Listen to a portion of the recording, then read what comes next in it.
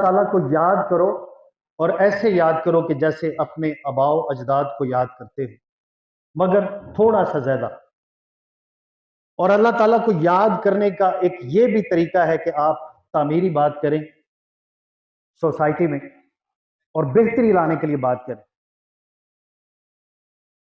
बड़ी खूबसूरत लाइन एक शायर ने एक जगह लिखी है कि दिले बीना भी रब से तलब किया कर, दिले बीना भी रब से तलब किया कर, आंख का नूर दिल का नूर नहीं, इल्म में भी सरूर है लेकिन पर ये वो जन्नत है जिसमें हूर नहीं। मेरी पॉकेट में आपके लिए कुछ प्राइज है और प्राइज को इंडिकेट करने के लिए मैं आपको एक इशारा देता हूं कि ये प्राइज ऐसा है कि जिसको मैं दूंगा वो इस प्राइज को इस्तेमाल करते हुए अपनी भी तकदीर बदल सकता है और अपने साथियों की भी तकदीर बदल सकता है, अपने खानदान की भी तकदीर बदल सकता है।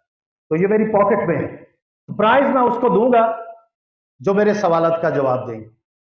तो सबसे पहले खवातीन से शुरू करते हैं। आप बेटा हमें कोऑर्डिनेट कर रहे थे, खड़े हो जाए जरा। मुझे ये बताइए कि फेसबुक के बानी का क्या नाम है?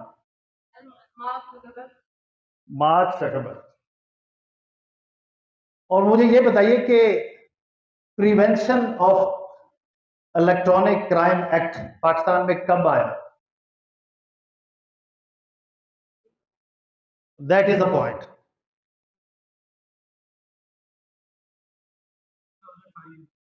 2005। Anyone else? Mobile phone, smartphone किसके पास नहीं है?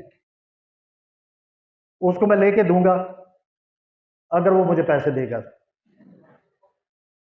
सबके पास है, लेकिन दुख की बात यह है इस्माइल साहब कि सारे बच्चों के पास मोबाइल फोन है, लेकिन उन्हें यह पता ही नहीं है कि prevention of electronic crime act कब आया और इसका मतलब क्या है।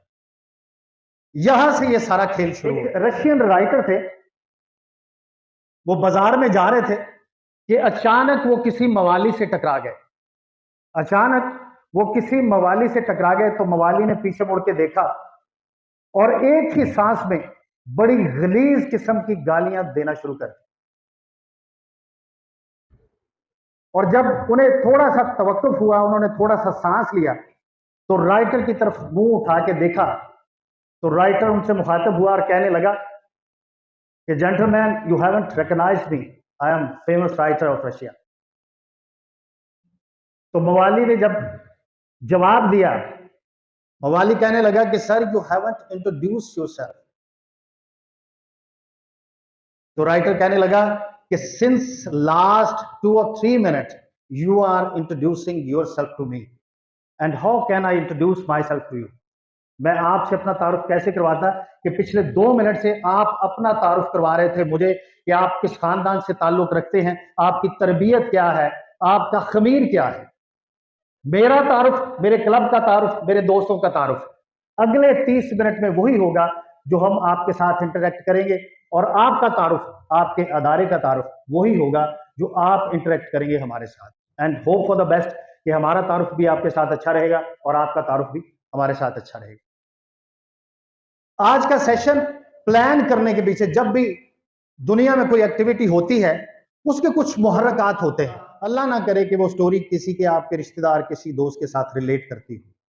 स्टोरी ये थी कि फैसलाबाद के एक वेल नोन एजुकेशनल इंस्टीट्यूट में, वो एजुकेशन है, वहां एक फीमेल और मेल क्लास फेलो थे, उनकी दोस्ती हो गई। जो क्लास फेलोज थे, मेल और फीमेल की दोस्ती हो गई। और जैसे आज के नौजवान को हर हफ्ते सच्ची मोहब्बत होती है, तो सच्ची मोहब्बत हो गई। और सच्ची मोहब्बत कैसे आगे बढ़ती है कि जब आप अपनी इखलाकी इकदार, आप अपनी खानदानी इकदार सेक्रीफाइस करते हैं। और कोई तरीका नहीं है सच्ची मोहब्बत के आगे बढ़ने का। ना नौजवान नस्ल ये पसंद करती है कि सच्ची मोहब्बत इन इकदार को पामाल करने के बगैर आगे बढ़ जाए। मैसेजेस एक्सचेंज हुए, पिक्स एक्सचेंज हुई, वीडियोस भी एक्सचेंज हुई, और फिर जो आजकल की सच्ची मोहब्बत का अंजाम होता है, छोटी सी बात पर इख्तलाफ हुआ और ब्रेकअप हो गया। अब जब आजकल की सच्ची मोहब्बत में ब्रेकअप होता है फिर उसके बाद एक दूसरे का हंसना, बोलना, किसी के साथ बैठना पसंद नहीं आता। तो जब उस नौजवान ने देखा कि यार ये मुझसे बिछड़ने के बाद भी खुश है, मैं तो समझता था कि शायद ये मेरे बगैर खुश रह नहीं सकती। तो फिर उन्होंने एक फोन कॉल मिलाई उनसे और मौसूफा से कहने लगे कि अगर मुझे तुम अपने इस क्लास फेलो के साथ दोबारा नजर आए तो मेरे पास जो मटेरियल है वो मैं पब्लिक करूंगा और फिर तुम्हें छठी का दूध याद आ जाए। खैर, इस कॉल के बाद लड़की सप्रेस हुई और सप्रेस होने के बाद जो आपको पता है वो सप्रेस बढ़ता गया, लड़का उसे एक्सप्लॉयड करता गया और at the end of the day लड़की ने खुदकुशी की। वो शायद आपने टीवी में, अखबारों में भी वो केस पढ़ा हो। अच्छा, खुदकुशी करने के बाद अब जाहिर है कि पेरेंट्स चैन से कहां बैठ सकते हैं कि जब उनकी अच्छी भली बेटी पढ़ते पढ़ते डी ट्रैक होती है और खुदकुशी करती है, जान से हाथ धोती है, खानदान की इज्जत को लकीर लगाती है, तो दे डिसाइड कि वो इन्वेस्टिगेट करेंगे कि हमारी बेटी को इस नहज पर कौन ले गया। तो उसका बेहतरीन तरीका है कि when you are using social media you always left your footprints. आप वो जो फुटप्रिंट्स छोड़ते हैं वो कभी भी खत्म नहीं हो सकते। और साइबर क्राइम में जो भी केस आपके ऊपर बनता है वो कंक्रीट एविडेंस पे बनता है। उसकी इन्वेस्टिगेशन हुई, लड़की अगले जहान चलेगी, लड़का जेल चला गया। That is the motivation behind this session. फिर हमने फैसला किया कि हम अदारों में जाएंगे, स्कूल्स में जाएंगे, कॉलेजेस में जाएंगे और बच्चों को उनकी इमेच्योर एज में जो सच्ची मोहब्बत होती है उससे मना करेंगे। तो this is the wake up call. तो अगर खुदा ना खास्ता अगर आप इस प्रोसेस से गुजरे हैं तो कानों को हाथ लगाइए। बैड यह है कि जैसे मैंने अभी पूछा कि फेसबुक के बानी का क्या नाम है, तो हमारी बेटी ने फौरन से पहले जवाब दे दिया। यहां बैठे बच्चे ने बताया कि prevention of electronic crime act 2005 में आया। लेकिन दुख की बात यह है कि हम बिल्कुल भी जानते नहीं हैं और ये गैजेट हमारी जेब में है और इसको इस्तेमाल करते हुए हम अपने खानदान की और अपनी जिंदगी बिल्कुल एक तबाही के धाने पर ले गए। तो आज आपने जागना है। मैं चाहूंगा कि यहां पे कोई भी शख्स अगर मुझे बताएगा कि साइबर क्राइम की डेफिनेशन क्या है तो उसको वो मैं प्राइज दूंगा। साइबर क्राइम की डेफिनेशन क्या है? अगर आप खुद हाथ खड़ा करेंगे तो ज्यादा बेहतर है, वरना मेरे पास तो ये अथॉरिटी है। आप बेटा बड़े ऑर्गेनाइज्ड लग रहे हैं, आप मुझे बताइए कि साइबर क्राइम की डेफिनेशन क्या है? सर साइबर क्राइम में होता है कि कोई भी अगर बंदा आपकी सिक्योरिटी को ब्रीच करता है और आपके डाटा को गेट करता है और एक्सप्लॉइट करता है आपको, तो वो साइबर क्राइम है। करीब करीब है, लेकिन प्रॉपर डेफिनेशन क्या है? क्या बात है, इधर आए।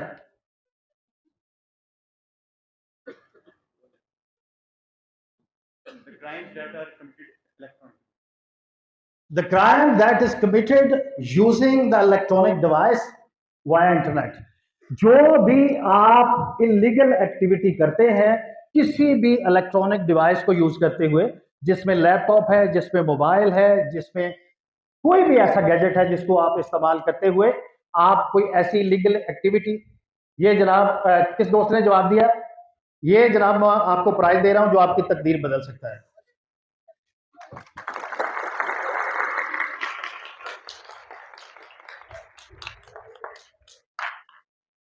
और इस वक्त अप्रोक्सीमेटली 5 करोड़ से जायद लोग मोबाइल के जरिए इंटरनेट इस्तेमाल कर रहे हैं और approximately 161 million people have their mobile connections. और इस वक्त हमारे पास जो कैटेगरी है साइबर क्राइम की, उसमें पहले नंबर पर साइबर वॉर है जो दो मुल्कों के दरमियान होती है और दूसरे नंबर पर कॉर्पोरेट सेक्टर में साइबर क्राइम होता है जिनमें बैंकिंग है, बड़े बड़े अदारे हैं, they have their own teams, उसको वो टॉपल करने के लिए अपनी टीम्स का इस्तेमाल करते हैं। उसमें हमारा कोई करैक्टर नहीं है, लेकिन हम फोकस है सिटीजन साइबर क्राइम जो शहरी कमिट करते हैं, क्योंकि इसमें ये क्राइम कमिट होता है आपके और आपके गैजेट के दरमियान। आपको कोई फ्रेंड रिक्वेस्ट अननोन बंदा भेजता है तो आप हैं और आपका गैजेट है और इसमें तीसरा कोई नहीं, आपके हाथ में है।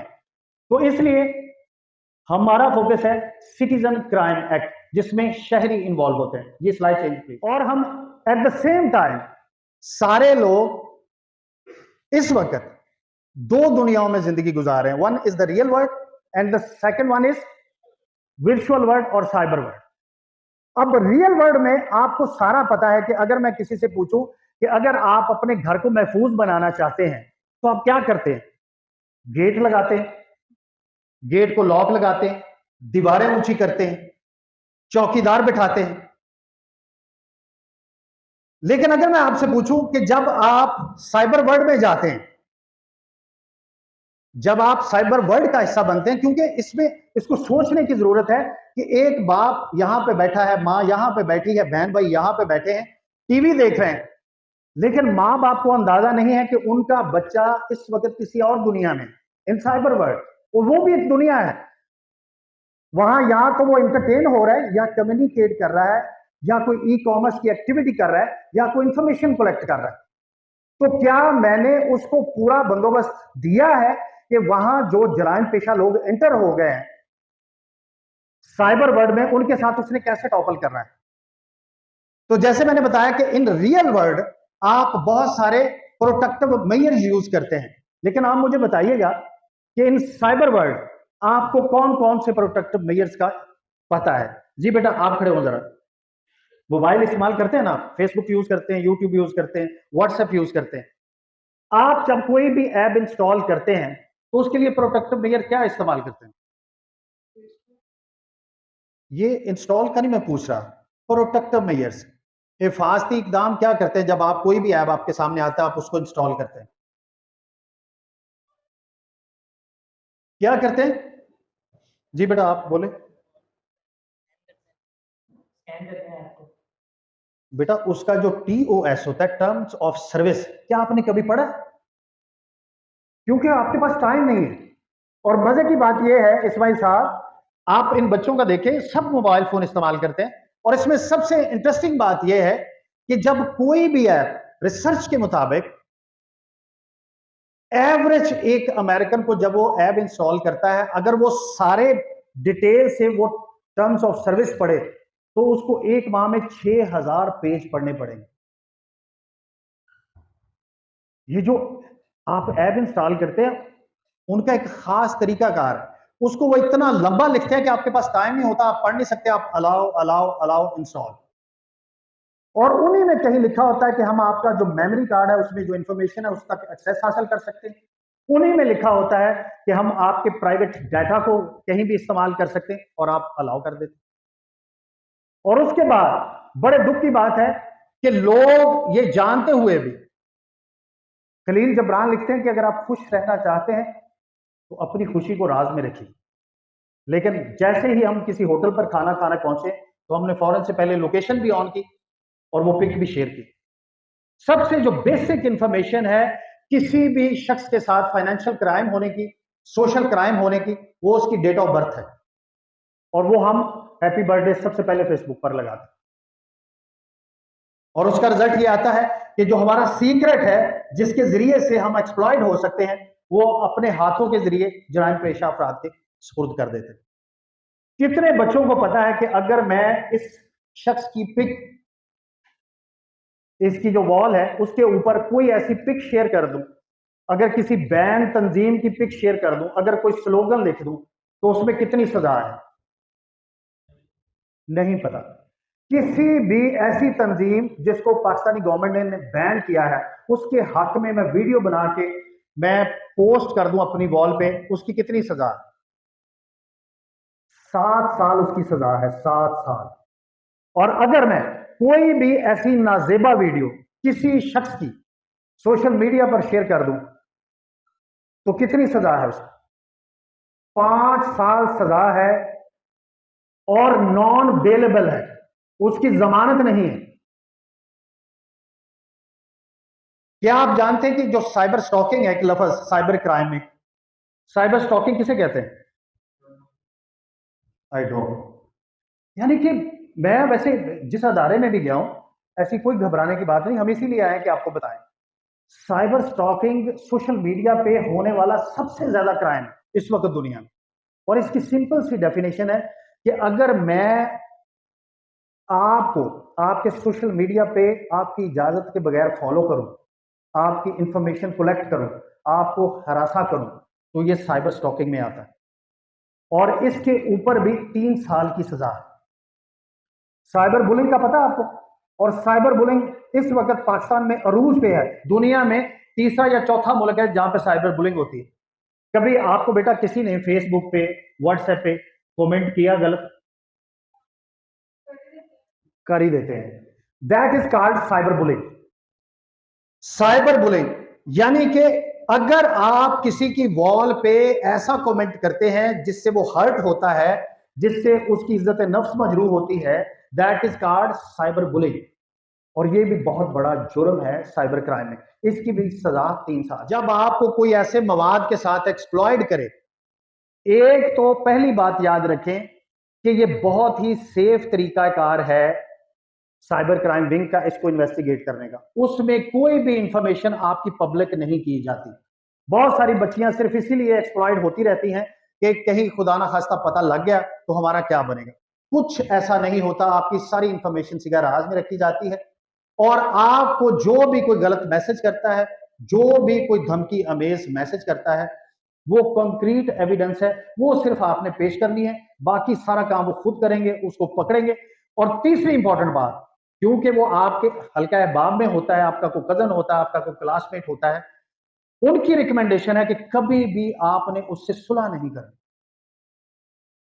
क्योंकि वो सुलह के लिए प्रेशर डालते हैं, आप सुलह करते हैं और 98% केसेस में दोबारा से वो एक्सप्लॉइड करता है, रिएक्ट करता है। तो बुनियादी नुकता आपने याद रखना है कि साइबर बुलिंग और साइबर स्टॉकिंग जो आजकल हो रही है, इसको आप स्पेयर नहीं करें। कोई भी आपको गलत कमेंट करता है, कोई भी आपको बार बार मेल करता है आपकी इजाजत के बगैर, कोई भी आपकी वॉल पे ऐसा मवाद शेयर करता है, तो आप इसको सीरियस लें। और तीसरी बात, व्हाट्सएप सबसे अनसेफ ऐप है जो हम इस्तेमाल करें। तो कोशिश करनी है कि आप किसी भी ऐसे ग्रुप में अपने आप को ऐड मत होने दें कि वहां पे अगर कोई भी ऐसी एक्टिविटी होती है और आप गलती से उसकी कोई स्लोगन, किसी तस्वीर को शेयर करते हैं, तो you will be the convicted person. आपसे पूछगछ होगी और आप ये कभी भी नहीं कह सकते। मुझे ये बताइए कि अगर आप इशारा ब्रेक करते हैं और ट्रैफिक पुलिस वाला आपको रोकता है और आप उसको जस्टिफिकेशन ये देते हैं कि मुझे ये पता नहीं है कि रेड लाइट पे नहीं चला करते, तो आपका वो एक्सक्यूज कबूल करेगा? नेवर है। अगर आप ये एक्सक्यूज देंगे कि सर मुझे पता नहीं था कि ये पिक शेयर नहीं करनी चाहिए, ये जुर्म है, ये कमेंट नहीं करना चाहिए, ये जुर्म है, तो क्या साइबर क्राइम विंग आपका ये एक्सक्यूज कबूल करेगा? Not at all. तो आप कोशिश कीजिएगा कि जो हमने यहाँ पे आपको मवाद दिया है, आप उसकी पिक बनाइए, कोशिश कीजिएगा कि इसको अपनी जिंदगी का हिस्सा बनाइए और कोशिश कीजिएगा कि इसको जिंदगी में अप्लाई कीजिए। क्योंकि इस वक्त हम, जैसे मैंने अर्ज किया कि हम दो जहानों में एक वक्त में जिंदगी गुजार रहे हैं और बदकिस्मती हमारी ये है कि हम दूसरे जहान में, जिसको हम साइबर वर्ल्ड कहते हैं, वहां पे बगैर सेफ्टी प्रिकॉशन के हम दाखिल हो चुके हैं। और उसका रिजल्ट ये है कि वहां पे हमें तरह तरह के मसाइल का सामना है।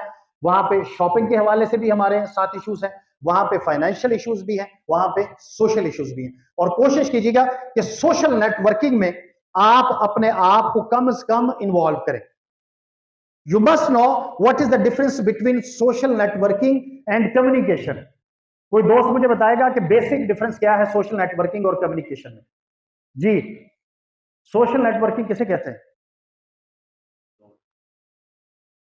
सोशल नेटवर्किंग आप देखें कि बच्चों के पास मोबाइल है और बच्चों को यह पता नहीं कि सोशल नेटवर्किंग किसे कहते हैं। सोशल नेटवर्किंग बेटा उसे कहते हैं कि जिसको आप जानते नहीं और सोशल नेटवर्क के जरिए आप उसके साथ जुड़ जाए। कम्युनिकेशन उसे कहते हैं कि जिसको आप जानते हैं उसके साथ कम्युनिकेट कर रहे हैं। तो that is the main point. गैर जरूरी सोशल नेटवर्किंग से अवॉइड करें। अच्छा, इसमें थिंग्स टू डू जो सबसे अहम चीज है, क्या आप ये जानते हैं कि जब आप अपना वाईफाई का पासवर्ड किसी के साथ शेयर करते हैं, वाईफाई का पासवर्ड किसी के साथ शेयर करते हैं और वो शख्स आपका वाईफाई लेके कोई ऐसी क्रिमिनल एक्टिविटी कर देता है, कोई ऐसा मेल गलत कर देता है, कोई ऐसा व्हाट्सएप पे मैसेज कर देता है, तो आप जानते हैं कि जो इन्वेस्टिगेटिव अदारे हैं वो उस आईपी एड्रेस को पहले अप्रोच करते हैं जो किसी के नाम पर वाईफाई मशीन में इशू हुआ था। तो कभी भी किसी भी ऐसे शख्स के साथ अपना वाईफाई का पासवर्ड मत शेयर करें। और उसके अलावा बहुत सारे लोग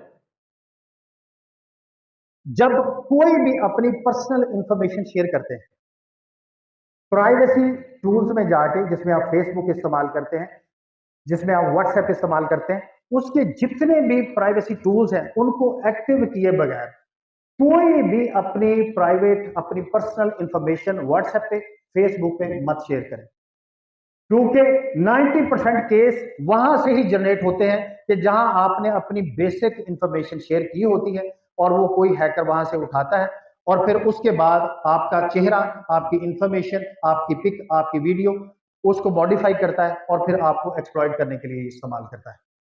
ये बुनियादी चीजें हैं। जब आपने इन गैजेट्स को इस्तेमाल करना है तो आपने इन एसओपीज को इख्तियार करना है। Slide change please. दोस्तों, हजरत उमर रजी अल्लाह तआला अन्हु के जमाने में एक शख्स चोरी के केस में पकड़ा गया, तो जब उसके हाथ काटने लगे तो उस शख्स ने कहा कि मेरा ये पहला वाक़या है चोरी करने का, तो इसलिए मुझे आप माफ कर दें। तो हजरत उमर रजी अल्लाह तआला अन्हु ने फरमाया कि ये कुदरत का, फितरत का कानून नहीं है कि कोई शख्स पहली दफा गलती करे और वो पकड़ा जाए। तुमने यकीनन पहले भी चोरी की। तो जब इन्वेस्टिगेट किया गया तो पता चला कि he is a professional criminal, वो रेगुलर बेसिस पे चोरियां करता था। तो यकीन जाने कि जब आप पहली दफा गलती करते हैं तो कुदरत भी आपको दरगुजर करती है, फितरत भी आपको दरगुजर करती है। लेकिन जब आप हैप्चुअल हो जाते हैं, आपको लगता है कि शायद मैं नहीं पकड़ा जाऊंगा, शायद मैं जरूरत से ज्यादा चालाक हूं, मैं सबको डिसीव कर लूंगा, तो फिर बर्बादी आपके मुकद्दर में लिख दी जाती है। फिर कुदरत भी आपको माफ नहीं करती और फिर फितरत भी आपको माफ नहीं करती। तो मैं अपनी प्रेजेंटेशन को सम अप करूंगा। मुनीर न्याजी की एक नज़म है कि किस दा दोष सी किस दा नहीं सी, ਇਹ ਗੱਲਾਂ ਹੁਣ ਕਰਨ ਦੀਆਂ ਨਹੀਂ। किस दा दोष सी किस दा नहीं सी, ਇਹ ਗੱਲਾਂ ਹੁਣ ਕਰਨ ਦੀਆਂ ਨਹੀਂ। ਤੇ ਵੇਲੇ ਲੰਘ ਗਏ ਤੌਬਾ ਵਾਲੇ, ਰਾਤਾਂ ਹੌਕੇ ਪਰਨ ਦੀਆਂ ਨਹੀਂ। जो होया ये होना ही सी, जो होया ये होना ही सी, होनी रोकिया रुकदी नहीं। एक बारी जब शुरू हो जाए गल फिर एवं मुकदी नहीं। कुछ उंज भी रावां औखियां सन, कुछ गल विच गम दा तौक भी सी, कुछ शहर दे लोग भी जालिम सन, कुछ मैनू मरन दा शौक भी सी। आप लोगों का बहुत शुक्रिया।